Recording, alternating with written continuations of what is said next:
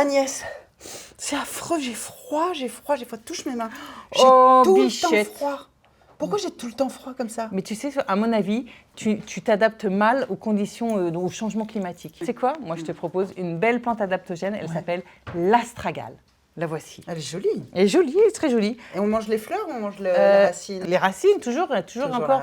Les racines. Je crois qu'elle pousse à la lisière des forêts. Exactement, toujours pareil. Des conditions un peu difficiles à la lisière des forêts, mais aussi en altitude, dans des conditions environnementales difficiles. Et du coup, elle a développé des critères très intéressants et très adaptogènes pour nous, surtout sur l'adaptation au changement de conditions climatiques, quand il fait froid, quand il fait humide, quand il fait trop sec, etc.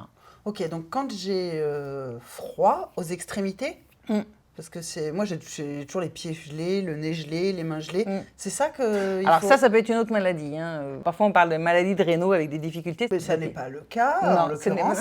Donc il s'agit pour moi de renforcer l'immunité, c'est ça? Oui, il faut que tu renforces ton immunité. Donc elle est très intéressante parce qu'elle contient des polysaccharides, d'accord, qui vont t'aider à renforcer cette immunité. Elle est où là? Elle est là, sous forme racine.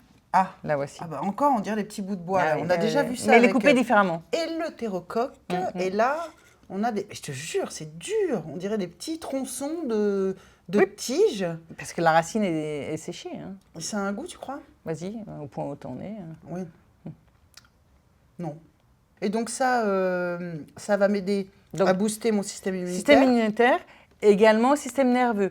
Elle va aussi travailler sur acétylcholine et dopamine, donc super intéressant. Donc ça, c'est les deux neurotransmetteurs qui vont être déclenchés dans mon cerveau. Oui, qui vont être déclenchés et donc qui vont t'aider à supporter des conditions climatiques que tu n'apprécies pas trop, d'accord? Et donc du coup, tu vas avoir plus de confort dans ces changements. C'est une adaptation véritablement aux températures élevées, à des climats différents, etc.